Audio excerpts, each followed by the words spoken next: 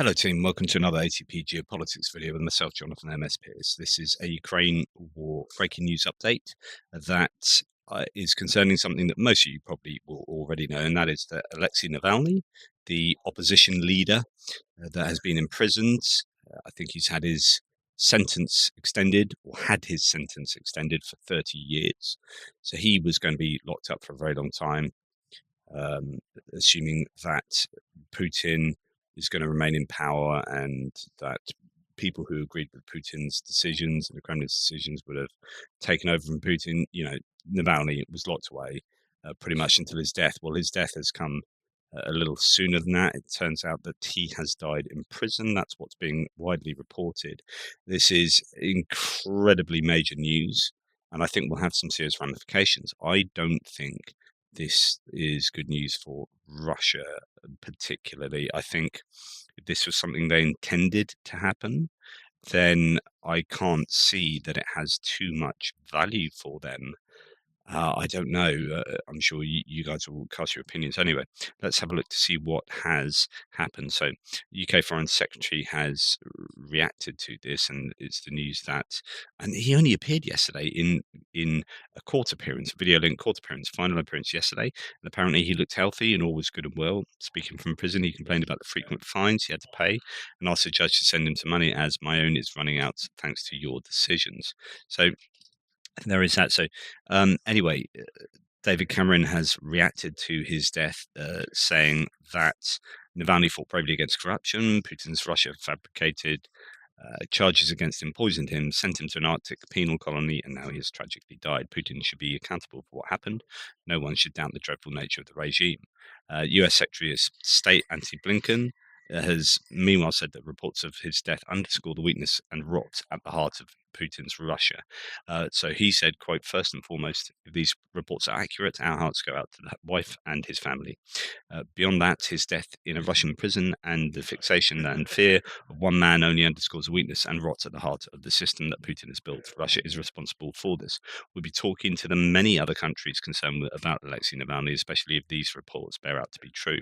And then Vice President Kamala Harris speaking at the Munich Security Conference, indeed, where his Alexei Navalny's wife is, and she's actually just given a speech herself. So we'll come to that in a second. But she said, Kamala Harris says, we've all just received reports that Alexei Navalny has died in Russia.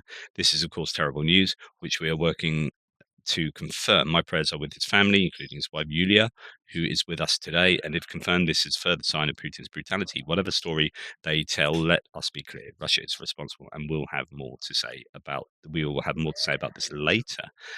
Lots of people coming out, as you would expect. Poland, Donald Tusk saying, "Alexei will never forget you, and we will never forgive them."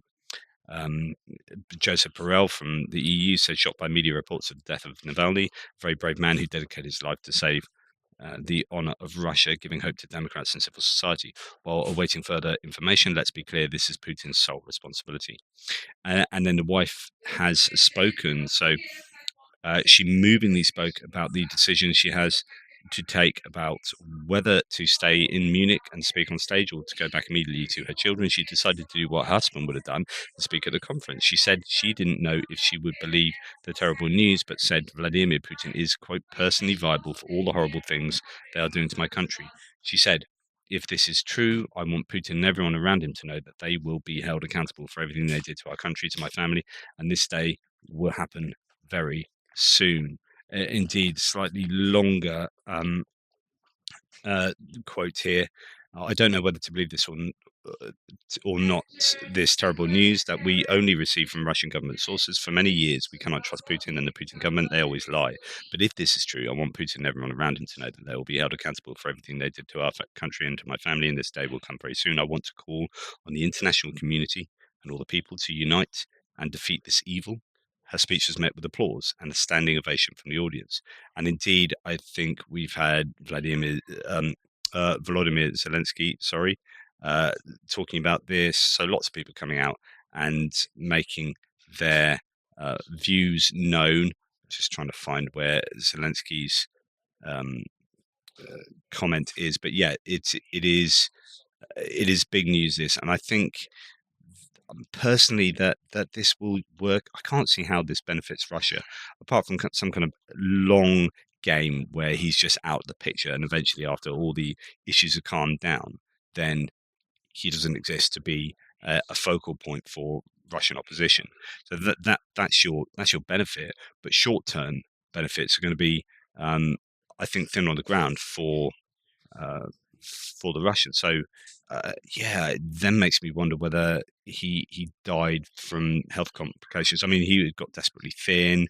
He's obviously been poisoned before, but his conditions in an Arctic penal colony are not going to be conducive to health, right?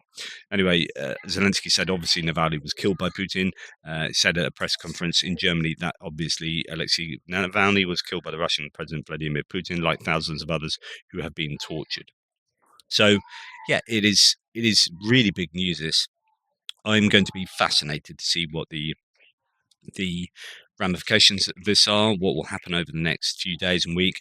I what I hope, like, it's interesting. The very first thing I thought, because I guess this is what's on my mind so much at the moment, is will this have a positive effect? The silver lining here, because this is bad for Russian democracy, right, going forward, and this is just, like, bad news all told. But what good might come out of it is that uh, you might get certain people in American politics realizing just how much Russia suck. There's been a lot of cozying up to Russia. You've got video footage now coming out of Tucker Carlson going around Aldi supermarket in Moscow buying stuff and being amazed at the price and whatever. And is I just really think that there could be some benefit both to how the international community unites and gets behind opposition to the Russian regime, but also certain people like your Tucker Carlsons and Donald Trumps might realize that, do you know what, Putin isn't good for democracy. And do you know what, Russian opposition leaders die a little too often for comfort's sake. So yeah, it's going to be well worth keeping an eye on what happens, what the outcome to this, what the fallout for this will be. Anyway, I just thought I'd share that with you. Those are my initial thoughts. Sorry about the background noise. It's a very busy departure gate around here. I'm just trying to secrete myself into a corner. Um, the question is, will I be able to stand up so easily? Who knows? That's what I've got assistance for. It's nice being wheeled around an airport. Feel like you're being waited on. Anyway, take care, everyone, and absolute shame for Russian economy. Sorry, democracy, but absolutely unsurprising in the grand scheme of things. Toodle pips.